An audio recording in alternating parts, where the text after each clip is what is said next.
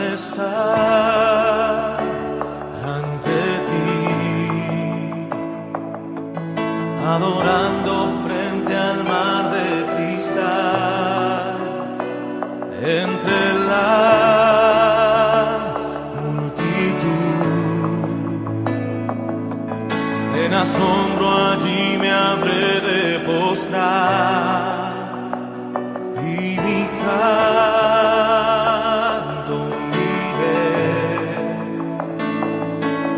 a millones proclamándote Rey, y mi voz oirás entre las multitudes cantar.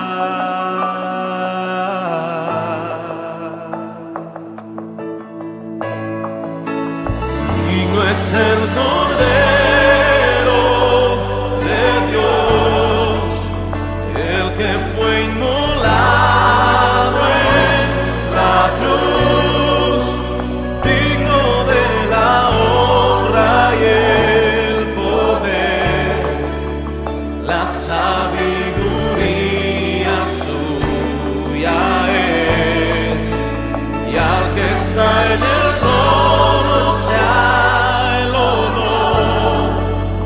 Santo, santo, santo es el Señor, reina por los siglos con poder.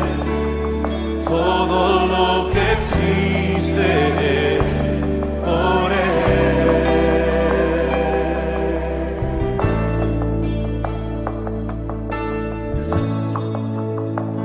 Al estar ante ti, adorando frente al mar de cristal, entre la multitud, en asombro allí me habré de postrar y mi canto uniré a millones proclamándote Rey, y mi voz oirás entre las multitudes cantar.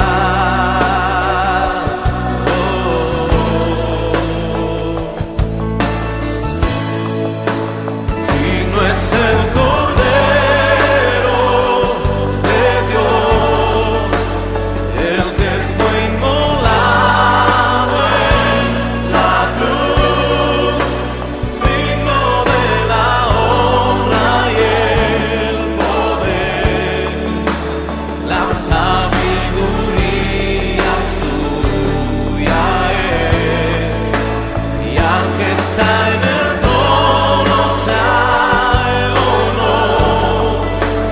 Santo, santo, santo es el Señor, reina por los siglos con poder. Todo lo que existe es por Él.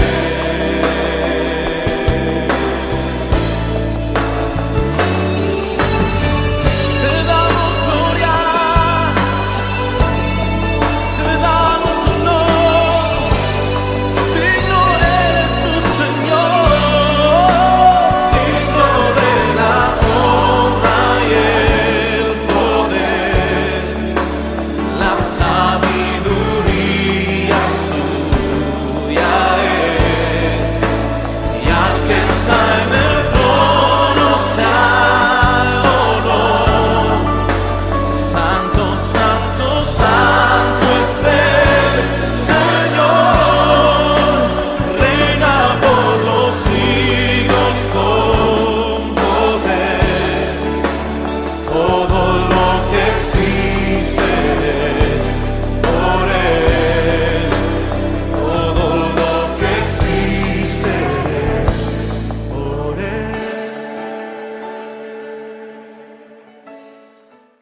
Principito, a buscar la palabra de Dios. Entonces, hermanos, aunque ya seguramente usted ya la buscó en el libro de Mateo, capítulo 21,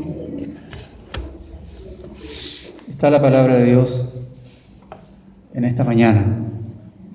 La verdad, tendremos algunos pasajes de la Biblia. Yo tengo proyectado ahí, y se proyectarán algunos pasajes, pero otros no están ahí. Yo decía, hace un rato le decía a un hermano, los hermanos ahora no escudriñan la Biblia. Si yo se lo coloco ahí, no tienen para qué. Así que no, aunque sea 4 pasajes que puedan escudriñar ellos solos. Así que le voy a decir en qué momento. De camino, entonces, a Jerusalén. Nosotros ya leímos, nuestro hermano Bernardo nos hizo leer el capítulo 21 del versículo 1 al 9 respecto a la entrada triunfal. En la Biblia, el sentido de su vida de Jesús a Jerusalén está íntimamente ligado con la pasión del Señor. El Evangelio está dividido en 2 partes. Primero, el ministerio que el Señor Jesús desarrolló en Galilea, y segundo, la entrada a Jerusalén. Se divide entonces en 2 partes. La primera parte, el ministerio que el Señor desarrolló en Galilea, ha sido denominada como la primavera de Jesús. En Galilea. La primavera de Jesús. Y Jerusalén está ligada a la pasión, muerte, dolor, sacrificio de Jesucristo y por supuesto de resurrección. Me imagino que esta vivencia y retrato de la vida de Jesús es también de todo seguidor de Él. Cada seguidor de Cristo tiene estos vaivenes. Tiene sus tiempos de primavera, pero también sus tiempos de pasión. Tiempos de estar en Galilea, pero tiempo también de estar en Jerusalén. Es lo que identifica a todo creyente. Jesús en Galilea había tenido un ministerio relativamente tranquilo, con oposición, por supuesto, porque los líderes religiosos viajaron de Jerusalén a molestar a Jesús en los diferentes lugares donde Él fuese. Sin embargo, en Galilea, Él contaba con gran popularidad. ¿Cuán tentador es esto, hermanos, para nosotros?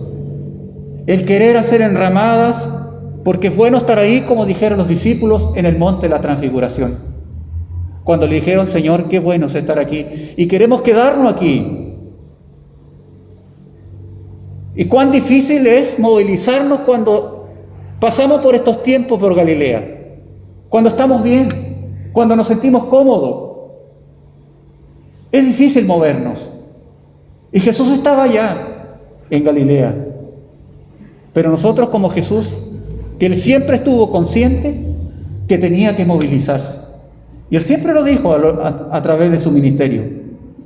Jesús sabe que tiene que subir de Galilea a Jerusalén. Y fíjese que la palabra subiendo a Jerusalén, porque más que ir a Jerusalén, se sube.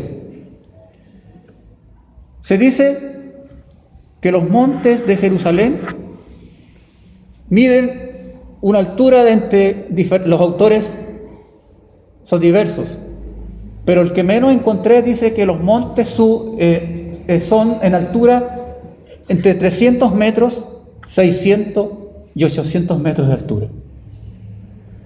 Las personas que han viajado a Jerusalén dicen que para poder ascender, tanto como ascender o bajar de Jerusalén, a las personas se les tapan los oídos, producto de la altura. Yo recuerdo que una oportunidad, no sé si usted ha tenido la oportunidad de viajar al norte del país, no sabía por qué se me tapaban los oídos, llegando a Pozo Almonte. Y resulta que es producto de la altura, porque Pozo Almonte está a una altura aproximadamente de 1072 metros.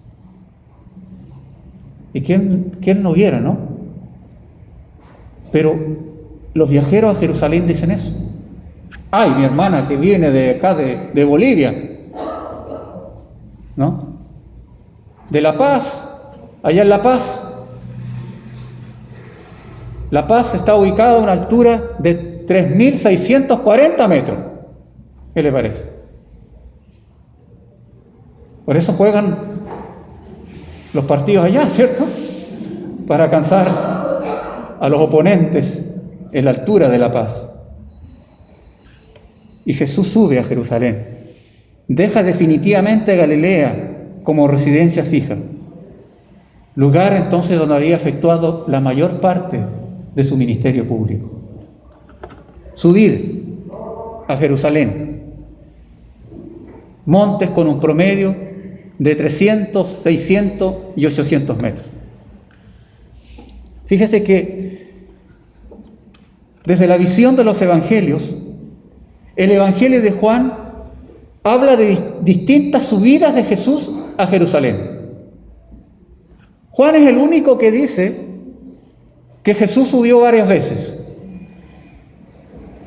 Pero los evangelios sinópticos, que son Mateo, Marcos y Lucas, y ahí coloco yo qué significa sinópticos y por qué son llamados evangelios sinópticos, Mateo, Marcos y Lucas, vienen de una palabra griega compuesta que sin significa junto y opsis, ver. Evangelios sinópticos, Marcos, Mateo y Lucas. ¿Y por qué? O sea, estos tres evangelios tal vez difieren y tienen diferentes puntos de vista en algunas cosas, pero estos tres evangelios se ponen de acuerdo con respecto a esto. Estos tres evangelios tienen una visión común, una afinidad.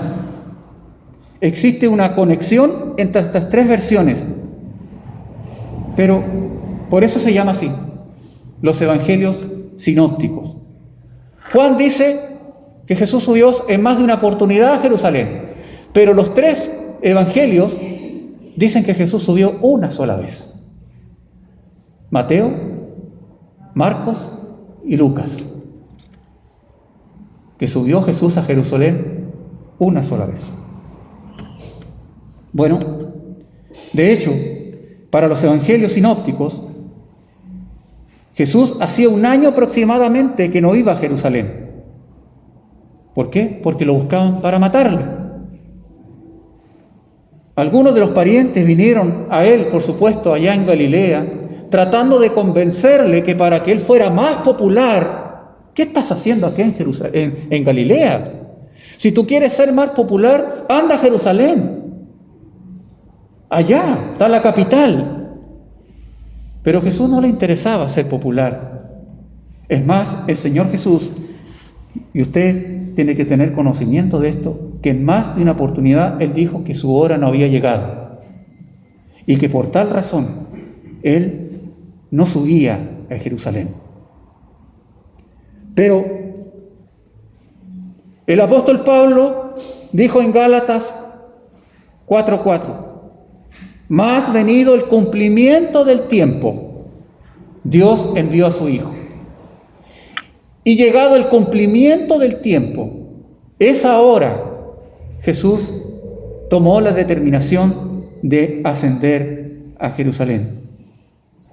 Y así como todo tiene su tiempo, tiempo de nacer y tiempo de morir, Jesús aceptó su hora. Y eso es importante para nosotros. ¿Cuán importante es saber esperar? Es saber esperar el tiempo de Dios. Que el tiempo tal vez no ha llegado. Y Jesús hizo eso. Aceptar y abrazar nuestra hora, por muy fuerte que sea cuando llegue. Dice Lucas 9:31, por ejemplo, Dice, cuando se cumplió el tiempo en que él había de ser recibido arriba, yo subrayo, afirmó su rostro para ir a Jerusalén. ¿Cuándo ocurrió eso? Cuando se cumplió el tiempo en que él había de ser recibido arriba. Y yo subrayo, afirmó su rostro, al menos aquí en mis notas. ¿Qué significa afirmar el rostro? Afirmar el rostro es tomar una determinación frente a una situación y no cambiarla. Significa que el Señor Jesús reafirmó su decisión de subir a Jerusalén. Reafirmar el rostro. A pesar de lo que esperaba al Señor Jesús allá en Jerusalén, Él afirmó su rostro. Por mi parte, me encantaría ir a Jerusalén. Mi hijo bromea con mi hija, porque yo muchos años le dije, cuando tú te gradúes y tengas tu plata, espero que un día me pagues un viaje a Jerusalén. Bueno, pero mi hermano Eri no está de acuerdo. No, pero fue una broma y mi hijo cada vez que tiene le recuerda a mi hija. Me encantaría ir a Jerusalén, hermanos, pero ¿sabe qué?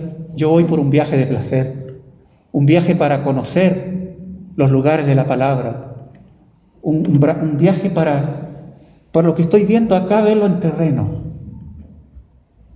Pero Jesús no iba por placer a Jerusalén, no iba en razón turística a Jerusalén, no iba por turismo, no, sino que toma la decisión de ir a Jerusalén porque sabe que ahí está la meta hacia la cual el Padre le encamina y su único deseo es hacer la voluntad del Padre. Padre, si es tu voluntad, aparta de mí esta copa, pero no se haga mi voluntad, sino la tuya. La iglesia cristiana naciente pudo afirmarse y crecer gracias a hombres y mujeres que afirmaron su rostro, hermanos, y que tomaron una decisión por Cristo.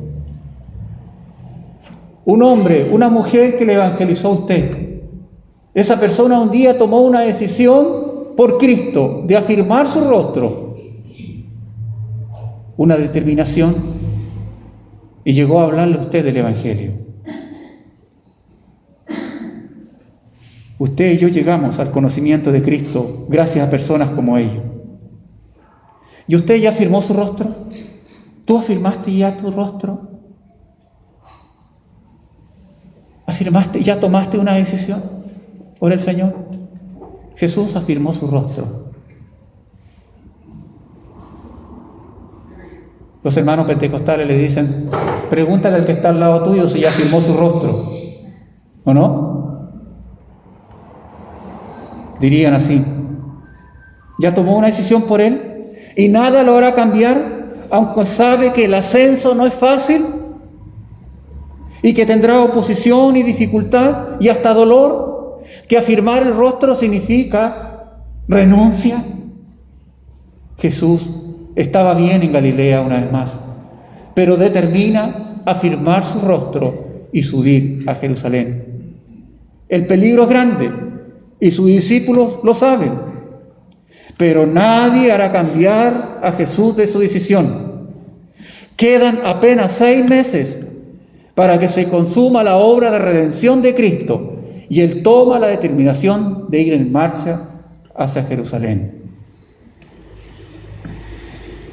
Fíjese que uno de los pasajes que yo le dije que no lo tengo ahí con usted proyectado, pero usted lo puede ver en Mateo capítulo 20, y estamos cerquita. Mateo 20, versículo 17 al 19. Vea la Biblia. Mire lo que el Señor dice. Estamos hablando de ascender, de subir. ¿Y qué dice Mateo 20, versículo 17? Mientras, ¿qué dice?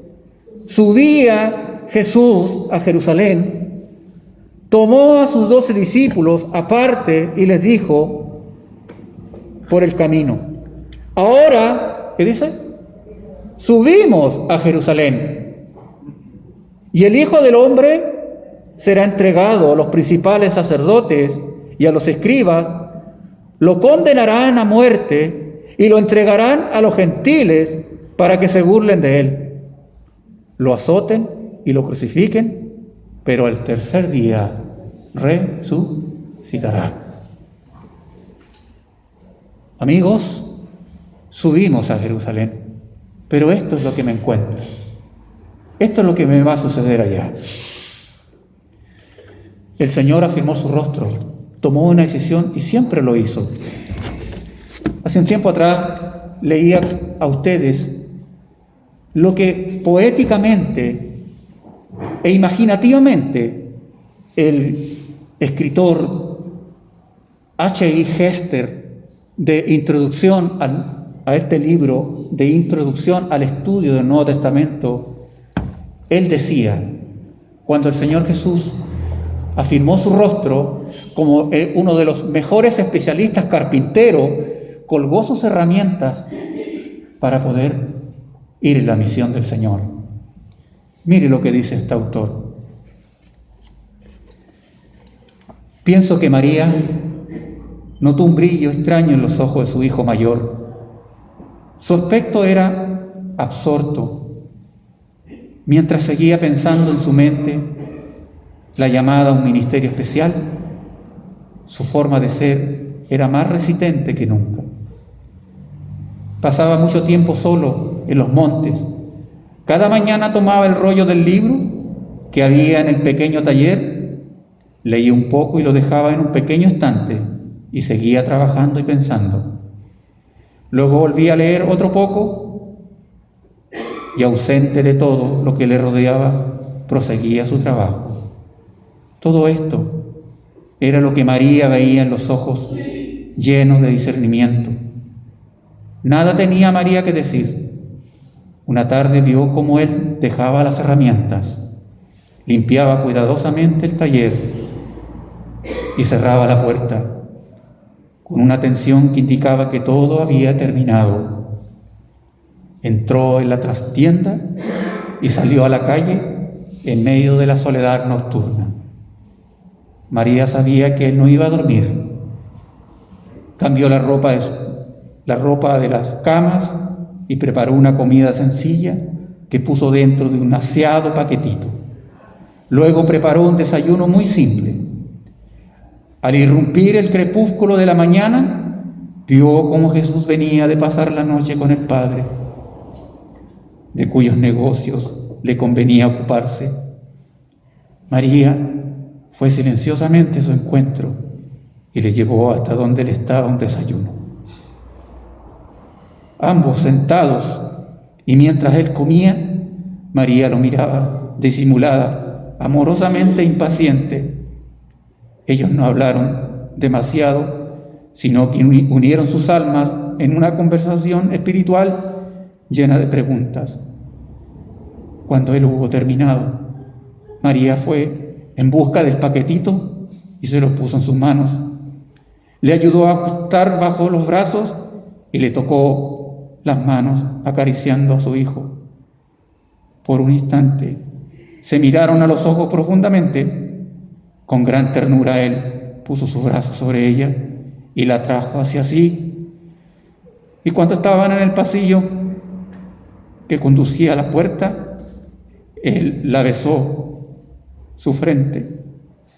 No hablaron ni una palabra.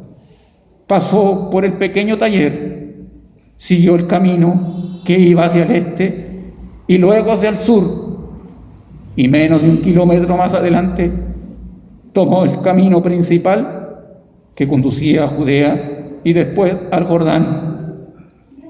María entró en la casa agitada por tristes sentimientos y cayó de bruces sobre su cama. Ella sabía que su maravilloso hijo había ido al mundo para cumplir la obra y ocuparse en los negocios del Padre, porque Él había afirmado su rostro, había tomado una decisión.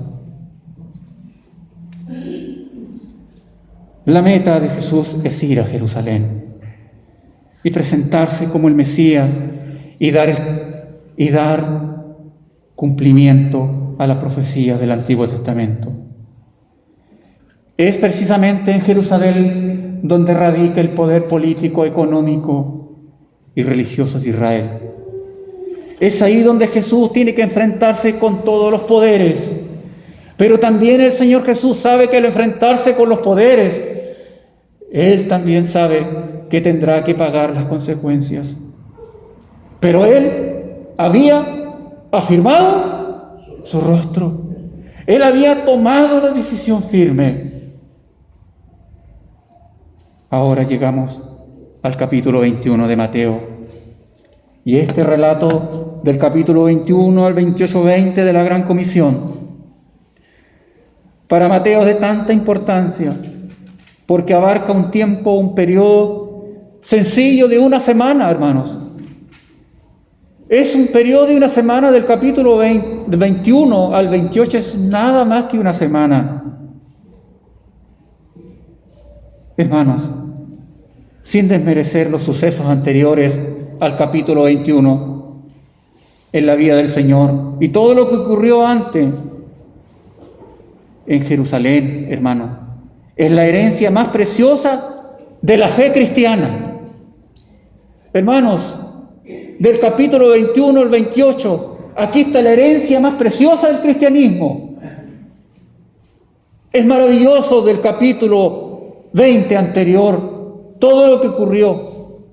Pero esto es tan elemental que los 4 evangelistas, es tan importante que los 4 evangelios hablan de la pasión de Cristo. Este relato del capítulo 21 de Mateo es denominado entonces como la entrada triunfal, como fue la primera parte.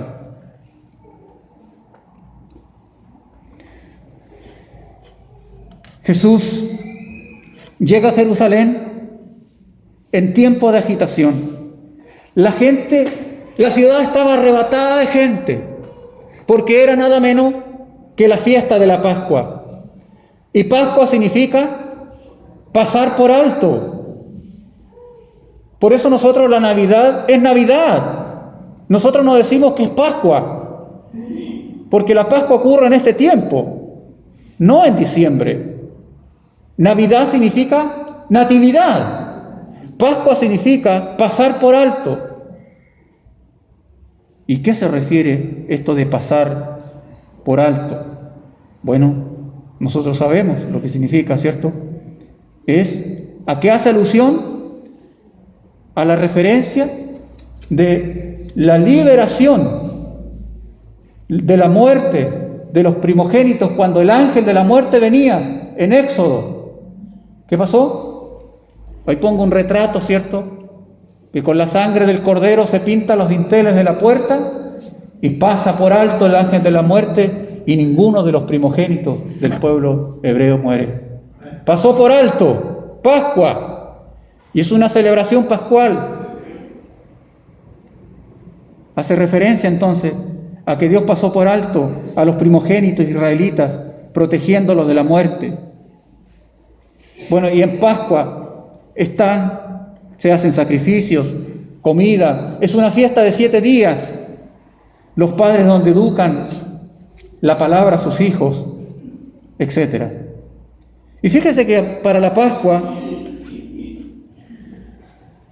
todo varón judío debía ir a Jerusalén, todo varón judío que se encontraba en un radio de 35 a 40 kilómetros aproximadamente, según la ley judía, debía acudir al templo de Jerusalén. Como decía recién, la ciudad estaba arrebatada de gente. Flavio Josefo, este historiador, dice que en Jerusalén normalmente habían 250.000 habitantes. Pero en la fiesta de la Pascua, dice Flavio Josefo, que habían aproximadamente 3 millones de personas. Para algunos es demasiado exagerado. Pero se dice que 40 años después, un gobernador se le ocurrió hacer un censo. Y hizo un censo de los corderos que se sacrificaban en el día de la Pascua. Y en la cuenta sacó que en la Pascua se habían sacrificado, porque es una semana, 250.000 corderos. Ahora son 250.000 corderos.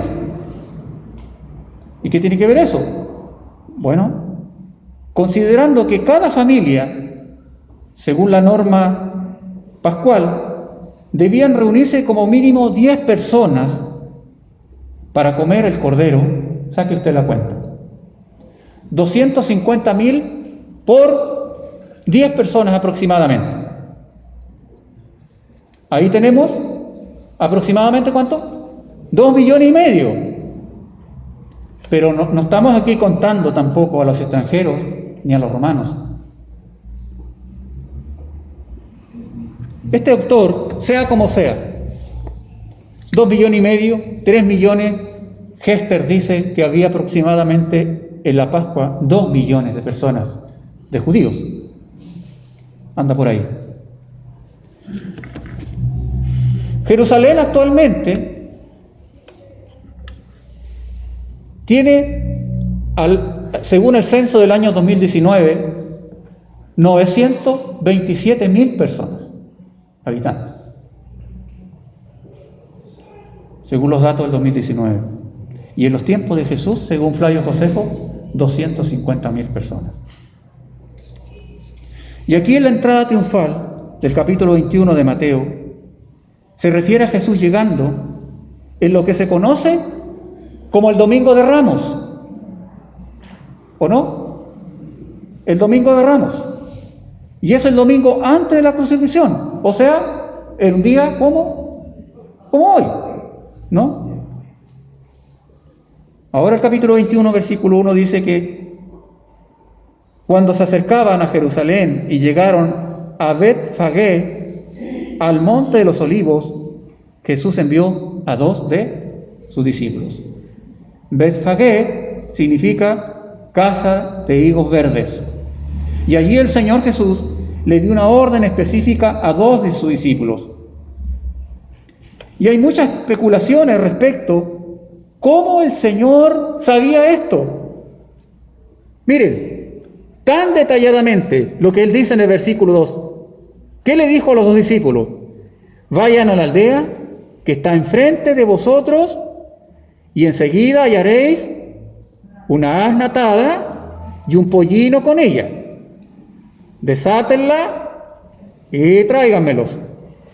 Y si alguien nos dice algo, contestadle: el Señor los necesita, pero luego los va a devolver.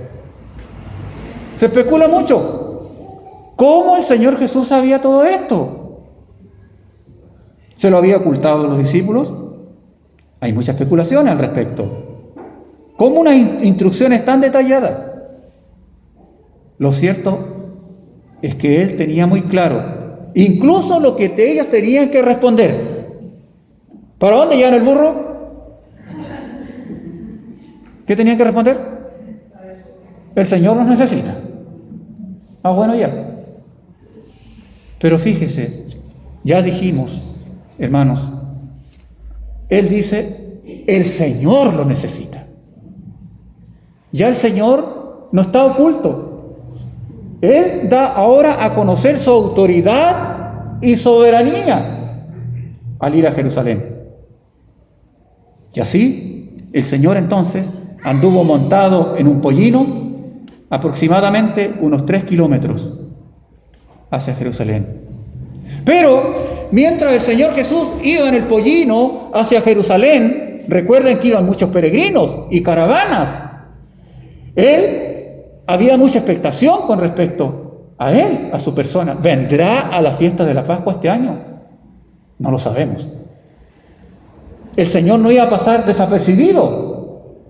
Entonces, cuando el Señor lo vieron montado en un pollino, espontáneamente se empezaron a unirse las multitudes hacia él.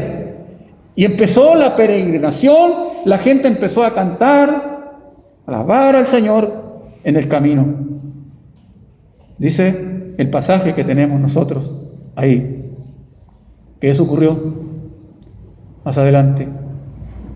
La multitud, dice el versículo 8, era muy numerosa, tendía sus mantos en el camino, otros cortaban ramas de los árboles y las tendían en el camino.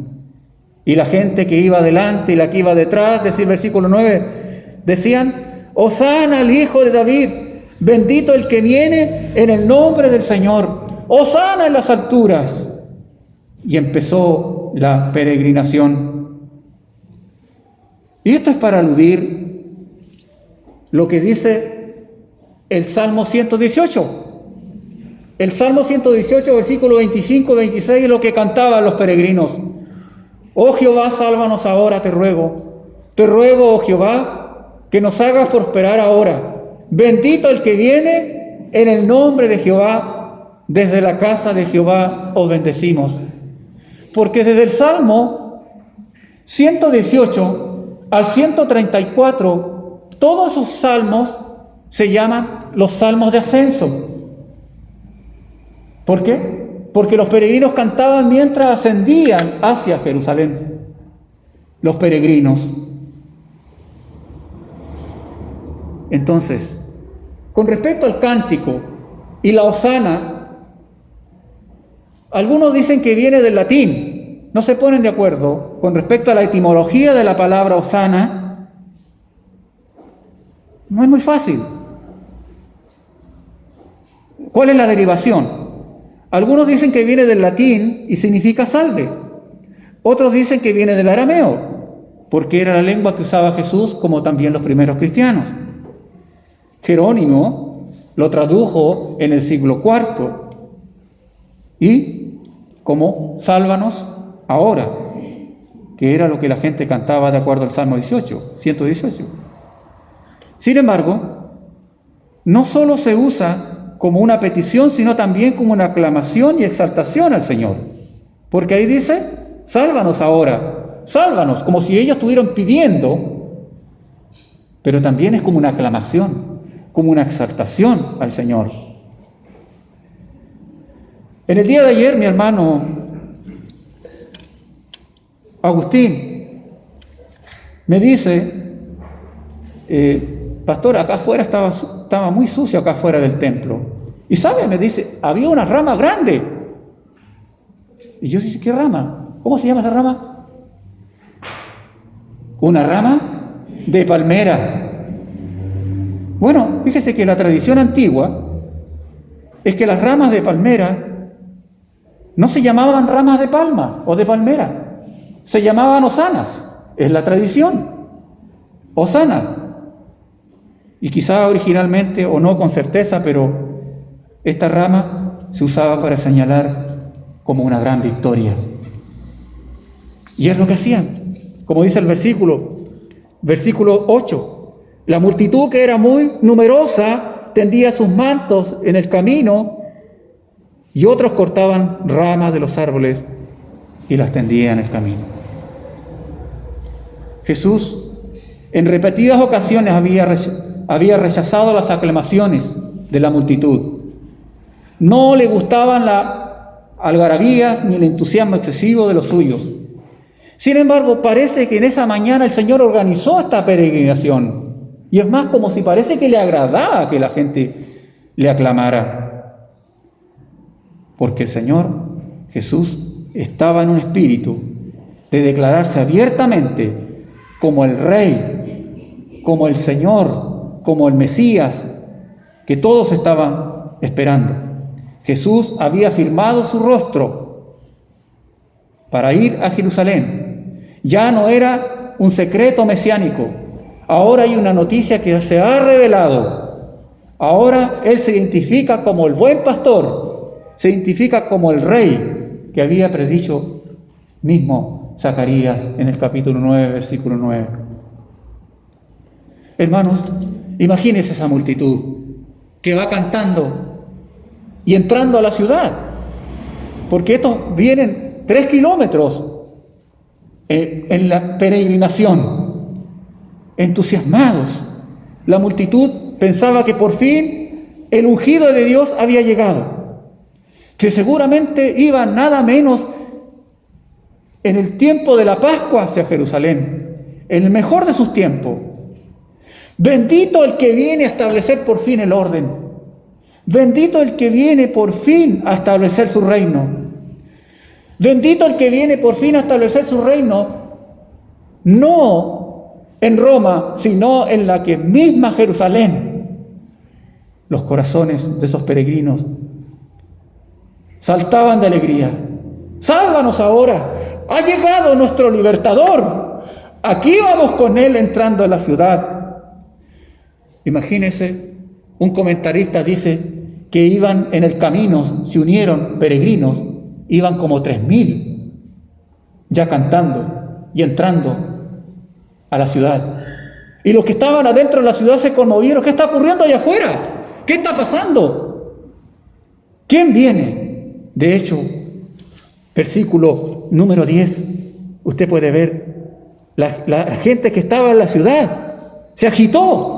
Algo está pasando, salgan a ver, está ocurriendo algo. Y la gente que dice, ¿quién es este? ¿Quién es? El que le abre un camino y le alaban. ¿Quién es? Pero los que vienen con él, recuerden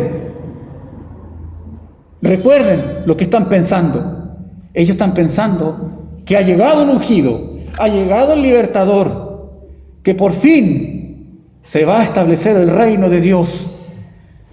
¡Fuera los romanos! Porque ha llegado el Mesías. He aquí, ha llegado el que sana. He aquí, ha llegado el que resucita a los muertos. Decía la gente.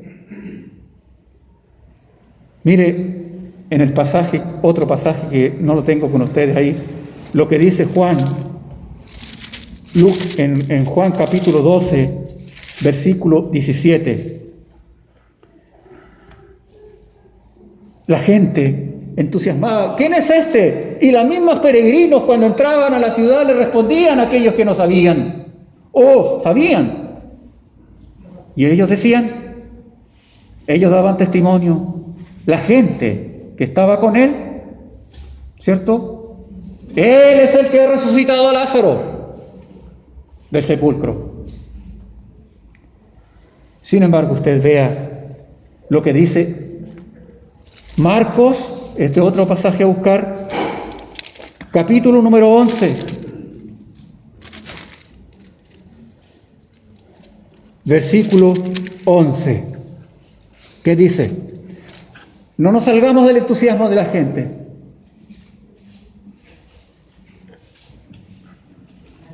Mire, volvamos un poquito atrás.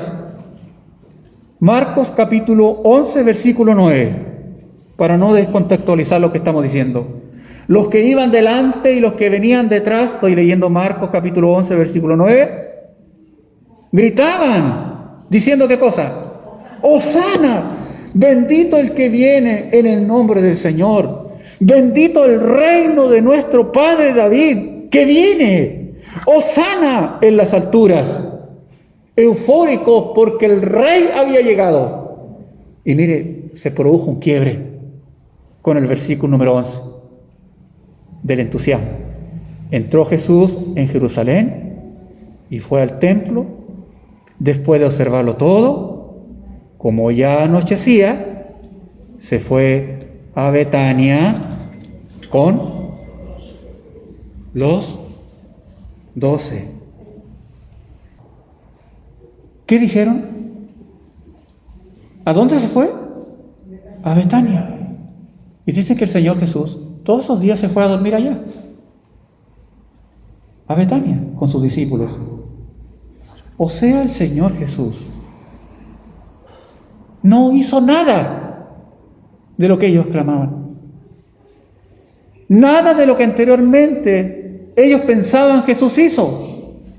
¡Qué decepción para estos peregrinos que iban cantando en el camino!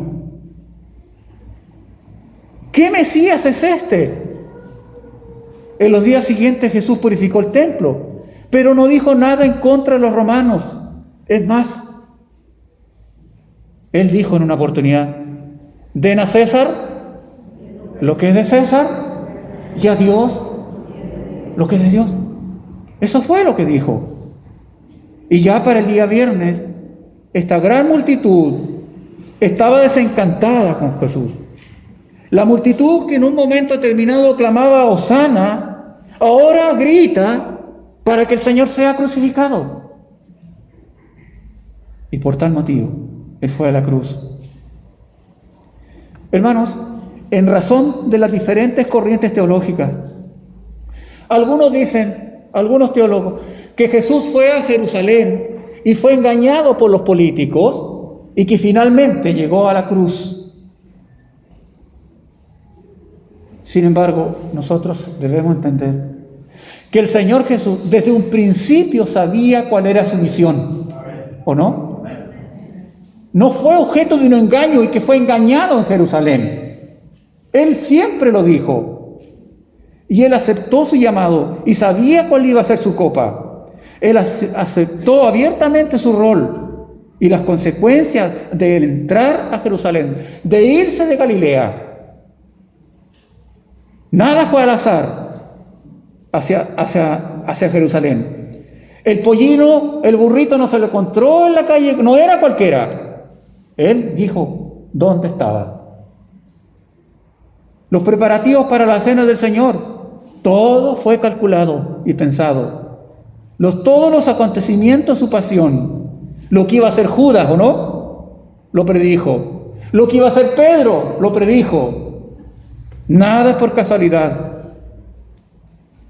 Lo segundo, hermanos, que Jesús no siempre, al parecer, cumple nuestras expectativas. Los judíos esperaban un rey que sería un gran líder militar como David, quien iba a derrocar el yugo de Roma y que establecería el reino de Dios por la fuerza. Pero Jesús era radicalmente diferente a las expectativas que ellos tenían. Porque ya sabemos, cuando Él entró a Jerusalén, no entró en un caballo, sino entró en un pollino, como los grandes generales que entraban con caballo blanco. El reino de Dios, el cual Él predicó e inauguró, no era un reino terrenal ni político, sino el reino de Dios, hermanos, que el Señor anunció, estaría en los corazones de los cristianos, en los corazones de los creyentes. Ahí el Señor reinaría, no en lugar físico. Y por eso lo rechazaron. Expectativas. A veces nosotros creamos una concepción e idea de quién es Dios. Y en ese prisma pareciera que Dios muchas veces no está cumpliendo con mis expectativas. Y como Dios no está cumpliendo con mi expectativa, ni lo que dice la Biblia tampoco, entramos en una crisis de fe y cuestionamiento, porque nosotros teníamos ciertas expectativas. Muchos sufren depresión espiritual y desaliento, y muy pronto se unen sus voces a las multitudes, manifestando su desencanto. Pero nosotros sabemos que en el fondo de todo, el problema no es Dios, ni la Biblia, ni la iglesia. El problema en el fondo son las mismas personas que sin embargo, sufren derrotas con su propia carne, son objeto de sus propios fracasos. Y así ocurre, ya no se escuchan en ellos los que un día andaban, hermanos, tal vez con nosotros, ya no andan con nosotros. Los que un día cantaban con nosotros ya no cantan con nosotros, están decepcionados, porque ellos tenían otras expectativas. Ahora ya no se escuchan los hosanas, porque se han unido al otro grupo de peregrinos. En el peregrinar con los santos, nosotros debemos recordar que la vida cristiana es un ascenso, Si fuese fácil, nos quedamos en Galilea, en la comodidad, en el reconocimiento. Mas Jesús nos invita a peregrinar con Él hacia Jerusalén. ¿Qué debemos hacer entonces cuando vemos que estamos ascendiendo con Cristo, pero las cosas se tornan difíciles? Debemos recordar que los discípulos cantaban llenos de gozo y con voz fuerte daban testimonio de las maravillas hechas por Jesús. Pero luego, allí mismo en Jerusalén, ellos lo abandonan y huyen y lo dejan solo. Pero Él sigue insistiendo. ¿A quién lo han dejado? ¿A quién le han dado la espalda? Él lo sigue llamando. Hermanos, he pasado por 4 iglesias como pastor, como seminarista también. Y he asesorado a otras iglesias. He visto en todas ellas a muchos creyentes que un día estaban en la comunidad de peregrinos como ustedes, que alababan al Señor, que daban testimonio de Cristo, pero que luego dejaron de hacerlo porque no se cumplieron sus expectativas. Cuando llegué a hacerme cargo de la primera obra en Santiago, yo llegué con muchas expectativas, con muchas ganas de hacer esto y aquello. Por momentos entré en un proceso de cuestionamiento personal y ministerial incluso, porque muchas veces me encontré solo. Estuve solo en más de una oportunidad, pero luego tuve que aceptar que yo era el que tenía que cambiar, porque luego me di cuenta que el 50% de los miembros de la iglesia eran mapuches y el otro 50% eran huincas. Imagínense las asambleas, las reuniones administrativas como eran. Se agarraban de las mesas, ¿no? Pero el Señor es fiel. Luego llegué acá con el acelerador a fondo y me di cuenta que la iglesia de Tierra Blanca no tenía ningún apuro. Yo decía, esta gente no quiere avanzar, no quiere caminar, no quiere trabajar. Y yo, una agenda así. No era el problema de la iglesia de Tierra Blanca. Yo tenía otras expectativas. Jesús no tiene ninguna obligación para cumplir mi expectativa, aun cuando a mí no me guste o no me cuadre mi forma de pensar. A Pedro no le cuadraba lo que Jesús le decía. Acuérdese, lo tomó aparte Pedro a Jesús y le dice, Señor, ¿se siente bien? ¿Se siente bien en lo que está diciendo? Jamás ocurra lo que usted está diciendo, porque Jesús le decía que él iba a ir a la muerte. Y Pedro lo reprende a Jesús. Él tenía otras expectativas. Hermanos, termino con esto. No debemos ser como las personas de Jerusalén, quienes clamaron a Cristo como Rey un día, pero siempre y cuando se acomodara a sus propias expectativas. Jesús es el Señor y no tiene que cumplir ninguna de nuestras expectativas. Jesús dijo que Él, el siervo, no es mayor que su Señor. Y Él escogió el camino del Gólgota. Y usted ha sido llamado y llamada a seguir sus pisadas. ¿Usted ha leído alguna vez la obra El progreso del peregrino? Le invito a leer esa obra, El progreso del peregrino, y esa la leía a los niños en la escuela dominical. El progreso del peregrino. Y es más, si no quiere leer o no le gusta leer, véala, porque está en dibujo animado, está en película, etc. Véala. El progreso del peregrino. En la obra del progreso del peregrino, el peregrino en su camino a la ciudad celestial debe pasar por el valle de la humillación y también por el valle de la sombra y de muerte. Y para llegar a la ciudad celestial, para alcanzar la salvación eterna, no hay caminos alternativos. Solo la cruz es la senda, porque no hay salvación sin Cristo. Hermanos, afirme su rostro. Tome una decisión por Cristo, definitivamente. ¿Está dispuesto a hacerlo? Tome su decisión.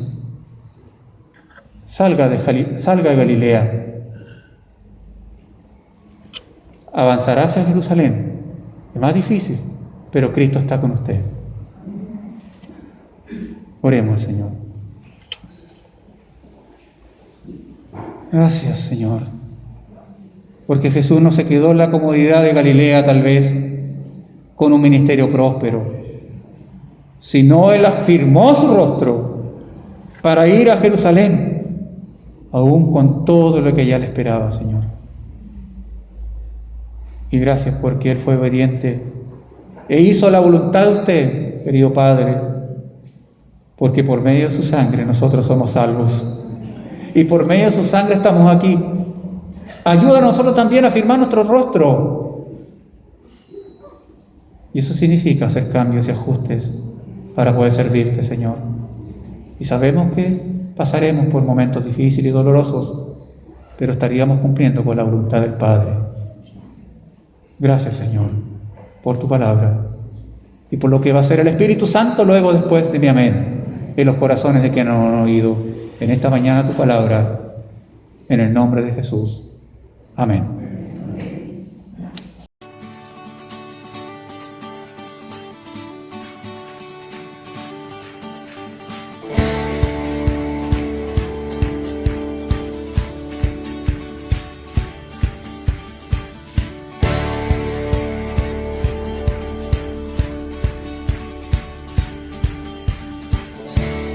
Llenas nuestro hogar de danza, de tu gozo la ciudad. Sí, Señor, la injusticia tú quebrantas. Sí, se humilla tu heredad. Sí, cántalo otra vez. Llenas nuestro hogar de danza, sí, Señor, de tu gozo la ciudad, la injusticia tú quebrantas. Sí, se humilla tu heredad.